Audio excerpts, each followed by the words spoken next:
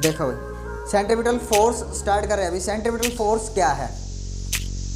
Centripetal force का मतलब centre की तरफ। सेंट्रीपिटल एक्सेलरेशन पढ़ा था हमने। सेंट्रीपिटल एक्सेलरेशन का मैग्नीट्यूड v स्क्वायर अपॉन में r।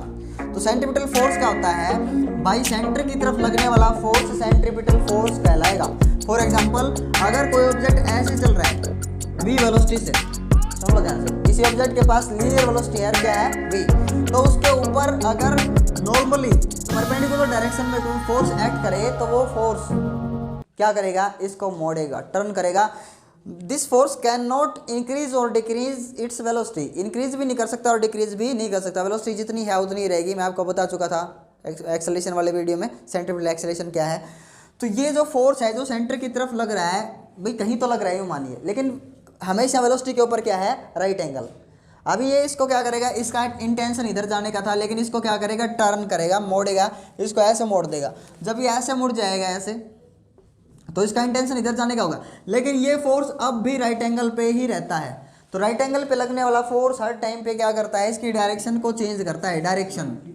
अब इसकी डायरेक्शन इधर हो गई, अब इसका इंटेंशन इधर जाने का है, लेकिन अब भी फोर्स देखा, अब भी कितने एंगल पे लग रहा है? 90 डिग्री पे। तो फिर से इसकी डायरेक्शन को चेंज कर देता है, ये चेंज कर देगा थोड़ा सा। अब इसका इंटेंशन इधर जाने का है, तो फोर्स किधर लग रहा है? उधर 90 डिग्री पे ही। अब इसकी डायरेक्शन को फिर से चेंज कर देगा और फिर से सेंटर की तरफ फोर्स है, ये समझिए। अब फिर इसका इंटेंशन इधर जाने का, फिर इसकी डायरेक्शन को चेंज कर देगा ऐसे, और फोर्स हर टाइम पे एट राइट एंगल टू क्या रहता है? वेलोसिटी। तो अब इसका इंटेंशन इधर जाने का, लेकिन फोर्स ने क्या किया? इसकी डायरेक्शन को फिर से चेंज कर दिया। अब भी फोर्स उधर ही लग रहा है, अब इसका इंटेंशन इधर जाने का, लेकिन फोर्स ने फिर से इसकी डायरेक्शन को चेंज कर दिया। और ऐसे जब छोटे छोटे शॉर्ट टुकड़े में हम इसको तोड़ेंगे इसके मोशन को, तो हमारे को एग्जैक्ट कैसा मोशन मिलता है? ये सर्कुलर मोशन। कुछ चीज़ आई समझ में? तो फोर्स एक ऐसा फोर्स जो हर टाइम पे सेंटर की तरफ लग रहा हो। अभी फोर्स की डायरेक्शन किधर है? राइट एंगल टू वेलोसिटी, लेकिन किधर है? सेंटर की तरफ। इसलिए इस सेंटर की तरफ लगने वाला जो फोर्स है सेंट्रीपिटल फोर्स कहलाता है। और सेंटर की तरफ लगने वाली जो एक्सेलरेशन है that is called centripetal acceleration. तो सेंट्रीपिटल फोर्स क्या होता है? जो हमें सेंटर की तरफ खींचे। सुन लो ध्यान से, सेंटर की तरफ खींचने वाले फोर्स को क्या बोला जाता है? Centripetal force. एक इसका जस्ट अपोजिट भी होता है, वो भी मैं आपको बताऊंगा। सेंटर की तरफ लगने वाला फोर्स क्या बोला जाएगा? Centripetal force. अब ये डायरेक्शन को चेंज करेगा, न इसकी वेलोसिटी का इंक्रीज करेगा, न डिक्रीज करेगा। अब सेंट्रीपिटल फोर्स का मैग्नीट्यूड कितना होता है? फोर्स क्या होता है? Mass into acceleration. तो एक्सेलरेशन कौन सी? सेंट्रीपिटल। तो फोर्स कितना आएगा? Force centripetal m v square upon में r। ये सेंट्रीपिटल एक्सेलरेशन कितनी थी? v square upon r। तो फोर्स सेंट्रीपिटल कितना हुआ? m v स्क्वायर अपॉन में r। अच्छा, तो सेंट्रीपिटल फोर्स हमारे समझ में है कि सेंटर की तरफ खींचता है। अगर आप एक पत्थर को धागे से बांध के घुमाइए ऐसे, आप देखो जिस भी टाइम पे आप पत्थर, मान लीजिए जिस भी टाइम आपने धागे को काट दिया, ठीक है, पत्थर ऐसे घूम रहा है, आपने जिस भी टाइम धागे को काटा उसी टाइम पे वो स्ट्रेट निकल जाएगा, स्ट्रेट चलना स्टार्ट कर देगा।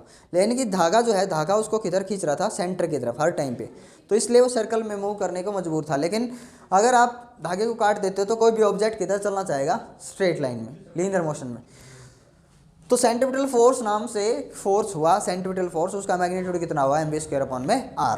तो क्या अगर आपसे पूछा जाए, अभी तक आपने पढ़ा है, 11th क्लास बहुत पढ़ चुके हैं आप, पूरा सिलेबस कर चुके हैं कहीं, तो सेंट्रीपिटल फोर्स नाम से कोई ऐसी फोर्स होती भी है कि या वैसे ही कोई वहम है अपना?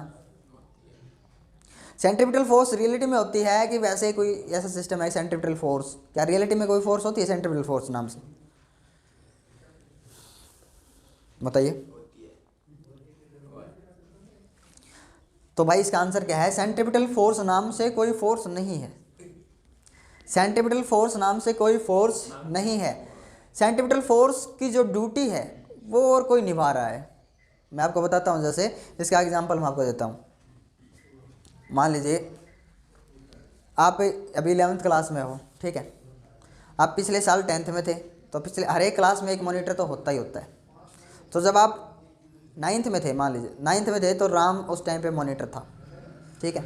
तो मैंने पूछा मॉनिटर कौन है, तो बोले राम। अगले साल श्याम, 10th में जब श्याम मॉनिटर हो गया, उससे अगले साल मैं पहुंचा और मैं बोला मॉनिटर किसका नाम है, तो कोई खड़ा नहीं हुआ। ठीक है, पहले साल सुन लो ध्यान से, पहले साल कौन था? राम, फिर कौन था मॉनिटर? श्याम, अगले साल हो सकता है मोहन हो या सोहन, लेकिन मॉनिटर है क्लास में। मैंने जाके क्या बोला? मॉनिटर किसका नाम है? तो कोई खड़ा नहीं हुआ। क्या मॉनिटर नहीं है क्लास में? है। मॉनिटर नहीं है क्या? है। तो सेंट्रीपिटल फोर्स है क्या? सेंट्रीपिटल फोर्स होता है पर नहीं होता है। ठीक है, तो क्या मॉनिटर नहीं होता क्लास में? होता है, लेकिन मॉनिटर नाम से कोई नहीं होता है। ठीक है समझ में? मॉनिटर की ड्यूटी देने वाला है। तो उसी तरह से सेंट्रीपिटल फोर्स नहीं होता है। सेंट्रीपिटल फोर्स की ड्यूटी देने वाला एक फोर्स होता है जिसको हम बोल देते हैं, जब जिस टाइम पे मैं ऐसे सोचना है आपने, जिस टाइम पे मैं धागे को ऐसे घुमा रहा था पत्थर बांध करके, कोई पत्थर से ना मारे डैश डैश डैश को, सॉन्ग सुन रखा है आपने, तो जब पत्थर ऐसे घूम रहा था तो उस टाइम पे बताइए कौन सी फोर्स सेंट्रीपिटल फोर्स थी? किसकी ड्यूटी कौन निभा रहा है बताइए? धागे में कौन सी फोर्स? के यार दिमाग में क्या भरा था? धागे में, रस्सी में कौन सी फोर्स होती है? टेंशन। तो उस टाइम पे टेंशन किसका काम कर रहा है? सेंट्रीपिटल फोर्स का। टेंशन ड्यूटी निभा रहा है सेंट्रीपिटल फोर्स की। सेंट्रीपिटल फोर्स नाम से कोई फोर्स नहीं होता, एक होता है जो उसकी ड्यूटी निभाने वाला होता है। हमने सिर्फ कैलकुलेशन की है, सेंट्रीपिटल फोर्स की कैलकुलेशन है ये। सेंट्रीपिटल फोर्स नाम से नेचर में कोई फोर्स ही नहीं है। अब आप देखो एग्जांपल्स, सन के अराउंड, भाई जितने प्लेनेट है सन के अराउंड घूमते हैं, तो वहाँ पे सेंट्रीपिटल फोर्स होगा। भाई कोई भी चीज़ सर्कल में अगर घूम रही है, चाहे इलेप्टिकल ऑर्बिट हो कैसा भी, सर्कल में अगर मूव कर रही है तो सेंट्रीपिटल फोर्स लगेगा ही लगेगा, हमें समझ में आती है ये चीज़। लेकिन वहाँ पे सेंट्रीपिटल फोर्स कौन है, कौन किसकी ड्यूटी दे रहा है, उस टाइम पे आपको समझ में आना चाहिए। सन के और जितने प्लैनेट्स हैं उनके बीच में कौन सा फोर्स लग रहा है? ग्रेविटी भाई, ग्रेविटेशन। तो ग्रेविटी जो है वो किसकी भूमिका निभा रही है भाई? किसकी ड्यूटी दे रही है? सेंट्रीपिटल फोर्स की। एक प्रोटॉन इलेक्ट्रॉन के चारों तरफ घूमता है कि इलेक्ट्रॉन प्रोटॉन के चारों तरफ? इलेक्ट्रॉन प्रोटॉन के चारों तरफ। तो इलेक्ट्रॉन जब घूमता है तो सर्कल में मूव करता है एक ऑर्बिट में, तो वहाँ पे भी सेंट्रीपिटल फोर्स होगा। तो वहाँ पे सेंट्रीपिटल फोर्स की ड्यूटी कौन निभा रहा है? Electrical force. तो सेंट्रीपिटल फोर्स नाम से कोई फोर्स नहीं है।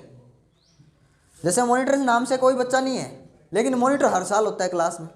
एक साल राम, एक साल श्याम, एक साल कुछ, एक साल कुछ, मॉनिटर बदलते रहते हैं। वैसा ही मॉनिटर बदल रहे हैं। यहाँ पे कोई फोर्स ग्रेविटेशन है जो सेंट्रीपिटल फोर्स है, कहीं इलेक्ट्रिकल फोर्स है, कहीं हो सकता है टेंशन फोर्स हो जो इसकी ड्यूटी दे रहा है। कुछ आया समझ में? तो एक सेंट्रीपिटल फोर्स होता है जो सेंटर की तरफ खींचता है। तो धागे में जो टेंशन थी उसके कारण ये पत्थर ऐसे मूव कर रहा था, सेंटर की तरफ खींच रहा था। तो tension is in this situation is centripetal force. Clear हुआ? एक ऐसा ही फोर्स और है जो हमारे को बाहर की तरफ फेंकता है, जस्ट इसका अपोजिट, दोनों एक साथ करवा देता हूं, which is called centrifugal force.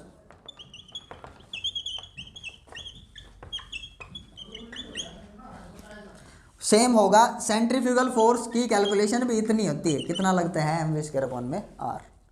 देखो आप सर्कल में किसी चीज़ को घुमा रहे हो ना, तो उसको एक फोर्स बाहर फेंकना चाहता है, सर्कल से उठा करके किधर भगाना चाहता है? बाहर, सर्कल में नहीं मूव करवाना चाहता। तो सेंट्रीपिटल फोर्स वो फोर्स जो सेंटर की तरफ हो। कैलकुलेशन तो वही है, सारी चीज़ें वही हैं, है ना। सेंट्रीफ्यूगल फोर्स वो फोर्स जो सेंटर से बाहर की तरफ फेंकता है, सेंट्रीफ्यूगल फोर्स कहलाता है। तो सेंट्रीफ्यूगल फोर्स नाम से भी कोई फोर्स नहीं है। सेंट्रीफ्यूगल फोर्स क्या है? एक स्यूडो फोर्स बोला जाता है। ये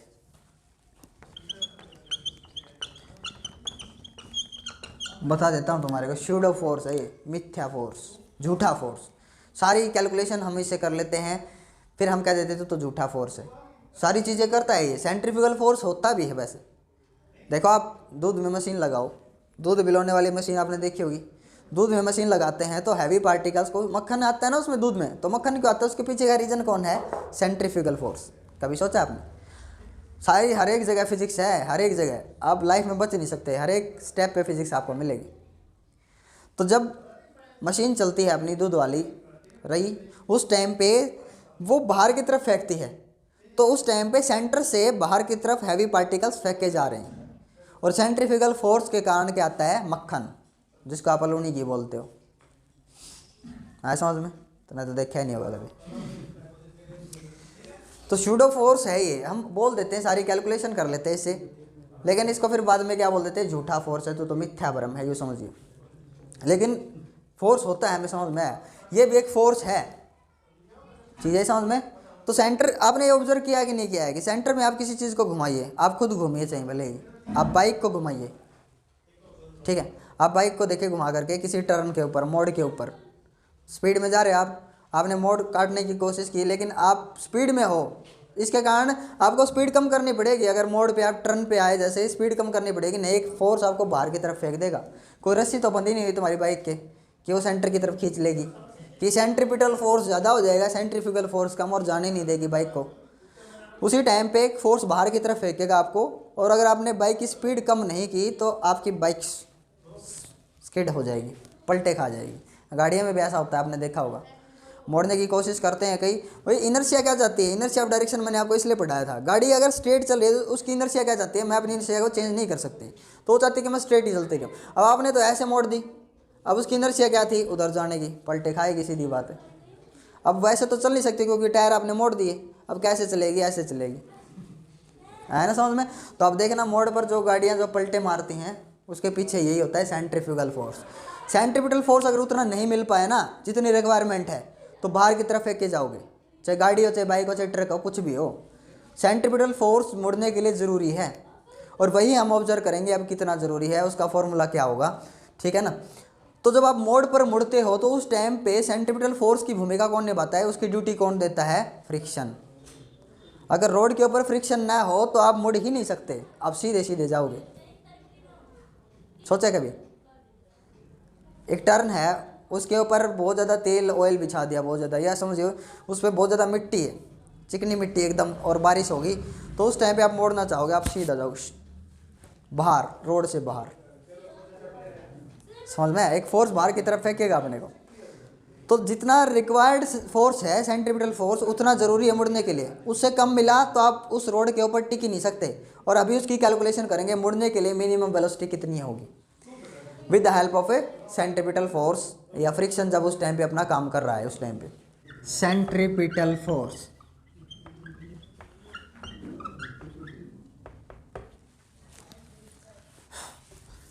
तो जब आप यू टर्न लेते हो, देखिए ये रोड पे यू टर्न है भाई ऐसे, ठीक है, मान लेते हैं यहाँ स्ट्रेट ऐसे रोड, और यहाँ ये यू टर्न है।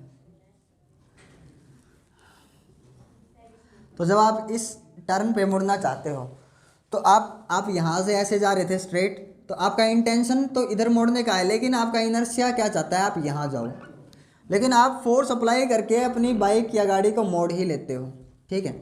आपने फोर्स अप्लाई किया, अगर फोर्स अप्लाई हुआ और मुड़ गई तो अच्छी बात, ठीक है। आपका देखो ये पॉइंट है बी, ठीक है। अगर यहाँ पे फ्रिक्शन आपका साथ नहीं देता तो आप बी पे नहीं ए पे पहुँचते, भले आपने ऐसे मोड़ रखी है लेकिन फिर भी आप स्किड करते हुए ऐसे पहुँचते।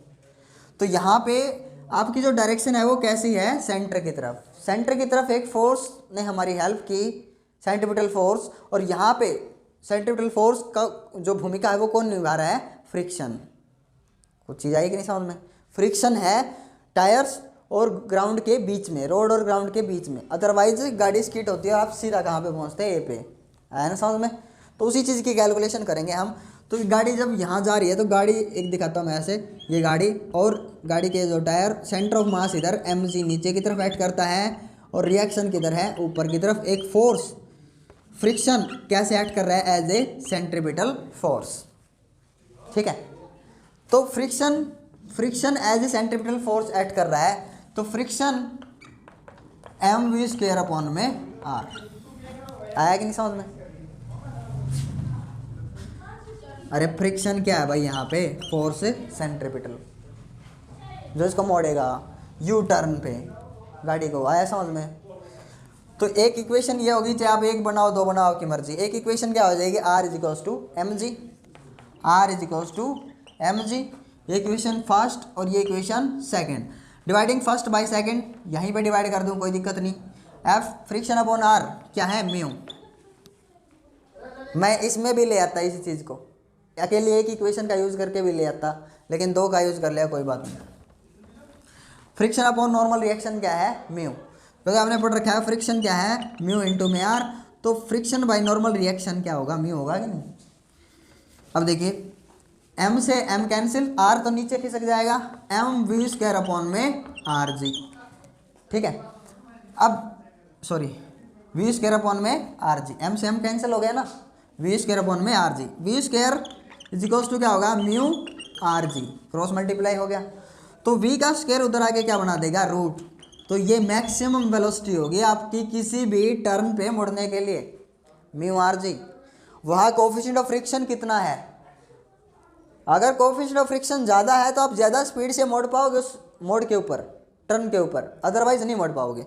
अगर कोफिशिएंट ऑफ फ्रिक्शन कम है, रोड बहुत ही स्मूथ है, किसी कारण से तेल बिखरा हुआ है या बारिश होगी तो फ्रिक्शन उतना नहीं होता है, फिर म्यू घट जाता है। तो आपको अपनी वेलोसिटी कम रख के ही मोड़ना पड़ेगा, अदरवाइज बाहर रोड से।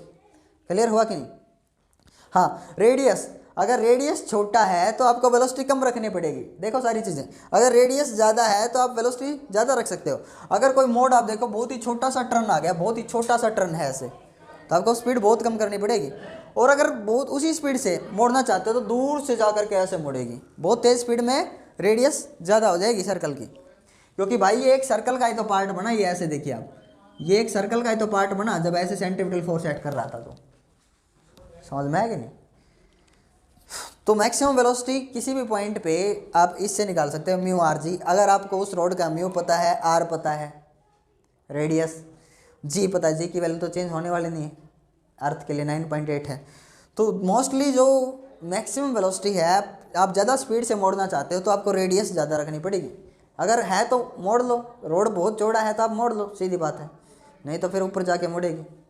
सीधा ही समझ में? हाँ, अब कोफिशिएंट ऑफ फ्रिक्शन कई बार कम हो जाता है तो उस टाइम पे हम क्या करेंगे, कोफिशिएंट ऑफ फ्रिक्शन कम पड़ जाता है, कई बार बारिश हो जाती है, मैंने बताया आपको, या ऑयल बिखर जाता है, कोई गाड़ी है जिसका ऑयल लीक हो गया, मान लीजिए रोड पे ऑयल बिखर गया, टैंकर पूरा का पूरा, तो उस टाइम पे कोफिशिएंट ऑफ फ्रिक्शन कम पड़ जाता है। तो उस टाइम पे हम उतनी वेलोसिटी से नहीं मोड़ पाएंगे जिस टाइम पे हर रोज़ जिस वेलोसिटी से मोड़ते थे। अब इस मोड़ पे आप हर रोज़ 20 की वेलोसिटी से मोड़ते थे, मान लीजिए 20-25 हर रोज़, लेकिन किसी दिन बारिश होगी तो बारिश के कारण आपको पता है म्यू उतना नहीं रहेगा, फ्रिक्शन घट जाएगा। तो उस टाइम पे आपने अगर 20 की वेलोसिटी रखी तो नहीं मुड़ पाएगी। तो उस टाइम पे आप किसकी हेल्प लोगे, एक और चीज़ है जिसकी हेल्प से हम मोड़ पाते हैं। फ्रिक्शन तो उतना काम नहीं करता है जितना सेंटीमीटल फोर्स चाहिए अपने को, उस टाइम पे फ्रिक्शन कम पड़ जाएगा। सेंटीमीटल फोर्स की रिक्वायरमेंट ज़्यादा, वेलोसिटी ज़्यादा, सेंटीमीटल फोर्स की रिक्वायरमेंट क्या होगी, ज़्यादा। ठीक है, रेडियस कम तो सेंट्रीफ्यूगल फोर्स क्या होगा, ज़्यादा, सेंट्रीफ्यूगल फोर्स भी ज़्यादा होगा, बाहर फेंकने वाला, रेडियस छोटी है तो चीज़ आई ना समझ में। तो वहाँ पे आपको वेलोसिटी कम करनी ही पड़ेगी। लेकिन एक और ऐसा कंपोनेंट है जो हमारी हेल्प करता है, जिस टाइम पे फ्रिक्शन कम पड़ जाता है तो हम जो बाइक्स हैं हम उनको टेढ़ा करते हैं थोड़ा सा, है ना, हम अपने वेट का एक कंपोनेंट है उसकी हेल्प से मोड़ पाते हैं, ऐसे नहीं मुड़ेगी। साइकिल आपने देखो, साइकिल थोड़ी सी क्या करते हो आप, टेढ़ी कर लेते हो, टर्न आता है मोड़ पे, ठीक है, तो टर्न पे साइकिल टेढ़ी कर सकते हैं हम। तो हमारे वेट का एक कंपोनेंट हमारे को हेल्प करेगा, उधर की साइड ही सेंट्रीपिटल फोर्स प्रोवाइड करता है, फ्रिक्शन की मदद करता है। ये समझिए, फ्रिक्शन तो कम पड़ गया, अब फ्रिक्शन की मदद करने के लिए कौन आएगा, अपने ही एक वेट का एक कंपोनेंट mg sin थीटा। देखो अभी आएगा समझ।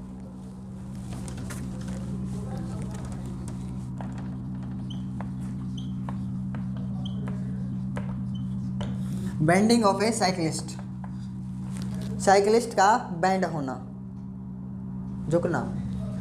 अब साइकिल आपको पता है ऐसे है, अगर साइकिल ऐसे है लेकिन टर्न आता है तो हम साइकिल को झुका लेते हैं। ये चीज़ आपने ऑब्जर्व की कि नहीं, अभी तक की कि नहीं? तो हम साइकिल को थोड़े से एंगल के ऊपर ऐसे झुका लेते हैं, ज़्यादा तो नहीं झुका दिया, ये ग्राउंड और साइकिल ऐसे झुका दी हमने। अब हमारा सेंटर ऑफ मास तो बीच में है, ये समझिए, सेंटर ऑफ मास किधर एक्ट करता है, डाउनवर्ड डायरेक्शन में हर टाइम पे। नॉर्मल रिएक्शन किधर लगेगी, ये mg तो नीचे ऐड करेगा हर टाइम पे, mg तो नीचे ऐड करेगा सेंटर ऑफ मास के कारण यहाँ। अब ये एक्शन किधर लग रहा है, ग्राउंड के ऊपर ऐसे, तो रिएक्शन किधर होगा, ये होगा भाई रिएक्शन, ये एक्शन और ये क्या है, रिएक्शन। तो mg को मैं थोड़ा सा ऊपर तक ऐसे इसको ट्रेस कर रहा हूँ, ये ठीक है। तो रिएक्शन कितने एंगल के ऊपर है, ये थीटा, ठीक है। जो mg है, mg का अगर ये सीधी खड़ी होती तो mg के बिल्कुल ऊपर क्या होता है, रिएक्शन। ऐसे ये टेढ़ी होने के कारण ये एक्शन और ये क्या है, रिएक्शन। तो रिएक्शन का एक कंपोनेंट आप तोड़ लो, ये क्या है, r cos थीटा, और इधर एक तोड़ लो r sin थीटा। तो r sin थीटा फ्रिक्शन की तरह काम करता है, सेंट्रीपिटल फोर्स की तरह काम करता है और हमारी मुड़ने में हेल्प करता है। जितना ज़्यादा आप झुकाओगे उतना ज़्यादा मैक्सिमम वेलोसिटी दे पाओगे, जितना ज़्यादा झुकाओगे उतना ज़्यादा आप मोड़ पाओगे ज़्यादा स्पीड पे। देखिए यहाँ जो इक्वेशन है वो आपको क्लियर दिख रही है। एक इक्वेशन क्या है r sine theta is equals to कितना है बेटा, फ्रिक्शनल फोर्स, सेंट्रीपिटल फोर्स। भाई आर साइन थीटा यहाँ पे क्या है, अभी सेंट्रीपिटल फोर्स है कि नहीं, mv² अपॉन आर। दूसरी इक्वेशन क्या है, R cos theta is equals to किसके इक्वल है, mg, dividing equation first by second. R से R cancel, sine upon cos है tan, tangent theta, tan theta is equals to m से m cancel, v² rg। अब v² क्या हो जाएगा, v² is equals to rg tan theta, और v² उधर जाके क्या बना देगा, रूट rg टेन थीटा। भाई अगर r रेडियस उस सर्कल की कांस्टेंट, उस रोड पे जो मोड है उसकी रेडियस कांस्टेंट, g कांस्टेंट, तो मतलब आप अपनी मैक्सिमम वेलोसिटी आप किससे बढ़ा सकते हो, फिर उस टर्न के ऊपर, उस घुमाव के ऊपर, उस मोड के ऊपर टेन थीटा को बढ़ाइए। टेन थीटा को जितना ज़्यादा हो सकता है उतना ज़्यादा आप बढ़ाइए, मतलब जितना ज़्यादा आप झुकाओगे वर्टिकल से उतना ज़्यादा आप मोड़ पाओगे, उतना ज़्यादा मैक्सिमम स्पीड के साथ मोड़ पाओगे। आपने देखा है कि नहीं, कभी रेसिंग होती है बाइक्स की, उस टाइम पे आप देखो जब बाइक्स बहुत तेज़ स्पीड से चलती हैं, बाइकर्स जो रेसिंग में होते हैं प्लेयर्स, उस टाइम पे जब मोड़ आता है ना, बिल्कुल अपना जो जिधर मुड़ना होता है ना उसी साइड अपना घुटना बिल्कुल टिका देते हैं ग्राउंड के साथ, और बाइक मुड़ जाती है बहुत तेज़ स्पीड में। यानी कि उन्होंने टेन थीटा इतना क्रिएट कर लिया। अब टेन थीटा ज़्यादा क्रिएट किया यहाँ पे, तो आर साइन थीटा बढ़ गया कि नहीं, यानी कि सेंट्रीपिटल फोर्स बढ़ गया अब, और एक फ्रिक्शन, दोनों चीज़ों की हेल्प से मोड़ पा रहे हैं। तो यहाँ पे सिर्फ मैंने किसकी हेल्प से मोड़ना दिखाया आपको, सिर्फ अगर फ्रिक्शन नहीं है, सिर्फ म्यू है ही नहीं यहाँ पे, नहीं मास है, पिछले वाले फॉर्मूले में मास नहीं था, गाड़ी हल्की है भारी है, कोई उसके ऊपर कोई चक्कर नहीं पड़ता। पिछले वाला फॉर्मूला याद है, अभी भी करवाया था, क्या था, velocity maximum root mu rg, ये था कि नहीं। तो इसमें मास तो है ही नहीं, यानी कि जो सेंट्रीपिटल फोर्स एक्ट कर रहा है, गाड़ी हल्की है भारी है कोई चक्कर नहीं, किस चीज़ के ऊपर डिपेंड करता है, तीन चीज़ों के ऊपर। यहाँ पे भी कोई चक्कर नहीं है, यहाँ फ्रिक्शन नहीं है, हमने मान लिया फ्रिक्शन नहीं है, तो r sine theta as a friction, as a centripetal force काम कर रहा है, अपने वेट का एक कंपोनेंट आर साइन थीटा, वो हमारी हेल्प करता है मोड़ने में। तो नेक्स्ट वीडियो में हम क्या पढ़ेंगे कि कुछ फ्रिक्शन भी हेल्प करता है और कुछ अपने वेट का एक कंपोनेंट भी हेल्प करता है हमारी मोड़ने में। तो उस टाइम पे डेरिवेशन क्या आएगा, चाहिए समझ में। So thank you for watching this video.